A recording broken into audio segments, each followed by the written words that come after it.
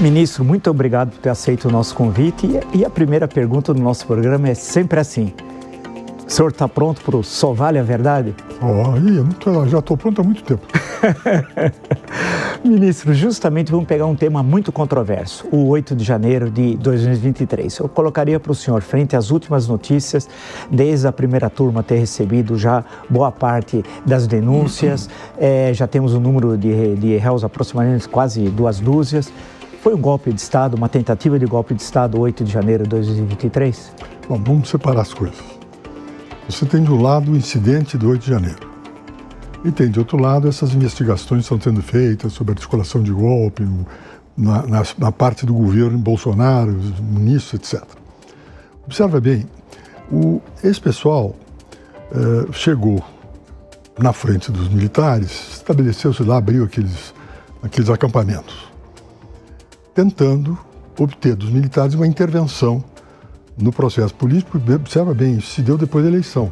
Eleição derrotado Bolsonaro, vem aquele momento da diplomação do Lula, deu aquela desordem, enfim, e esse pessoal ficou lá apelando aos militares para intervirem. Chegou o 1º de janeiro, posse do presidente Lula, não houve não apareceu nenhuma possibilidade disto. Esse pessoal, então, no dia 8, faz aquela passeata. De duas uma. Ou esse pessoal estava, digamos, instrumentado por esse conjunto que hoje se investiga em relação à organização do golpe, ou era nada mais nada menos do que uma demonstração de frustração, ou seja, uma catarse porque não conseguiram que os militares interviessem. E você sabe que multidão acaba virando quebra-quebra.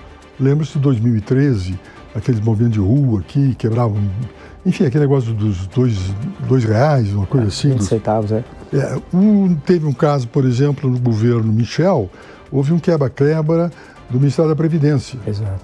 Aqui em São Paulo, arrancaram o muro, as grades do Palácio do Governador. Foi o Franco Motor em 1983. Exato. Então, ou isto foi uma catarse.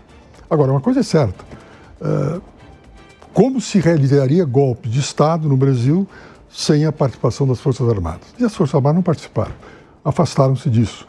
Então, se estes personagens foram monitorados por esse outro conjunto, é uma coisa.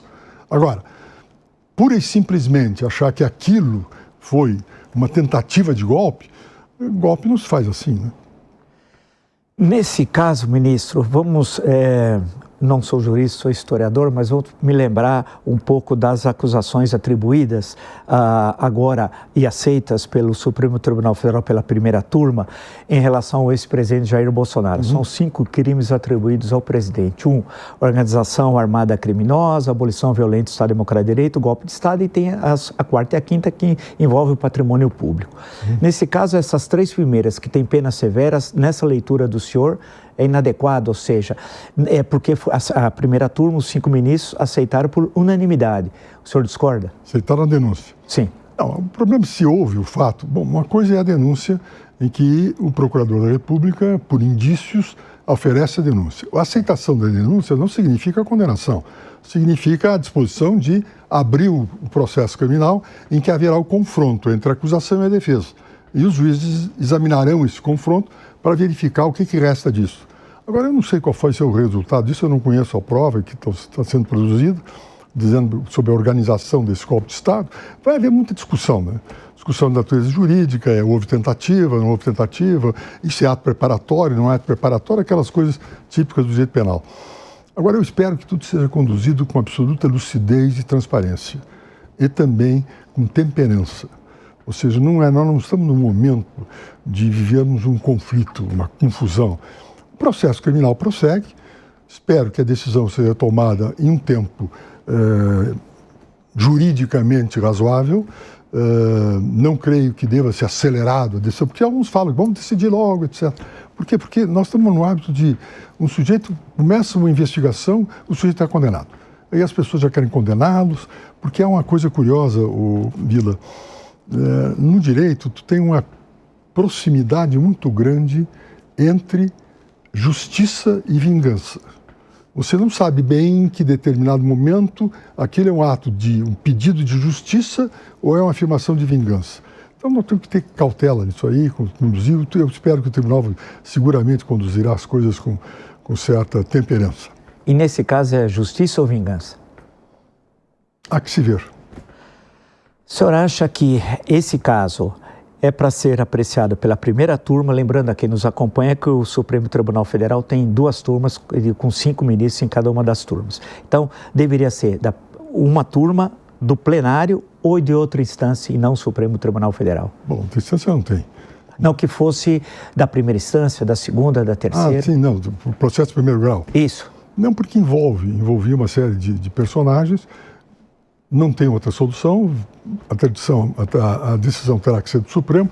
Eu individualmente, sim, entenderia que seria melhor o julgamento plenário. Tal qual o mensalão, por exemplo. Então, veja bem, o mensalão foi julgado no plenário. Se nós julgarmos na turma, vai haver um recurso para o plenário. Então, você estabelece porque haverá amargos para o plenário, agravo, etc. Então, mas decidiram o contrário. Temos que admitir e assegurar isso. O senhor acha que dessa forma, então, se retroagirmos do 8 de janeiro para o quadriênio Jair Bolsonaro, a democracia naquele momento esteve em risco? No período Bolsonaro? Ora, nós sempre afirmamos isso quando estamos na oposição. Havia uma disposição do presidente Bolsonaro em alterar as regras do jogo. Agora, risco. Numa situação no Brasil, o risco de cair um processo democrático depende de arma, de força. E quando você fala em generais, que o presidente Bolsonaro tinha uma série de generais com ele, lembra-se que eram generais que não tinham força, né? Não tinham tropa atrás. O que importa é o general que tem a tropa. E os generais que não participaram de nada.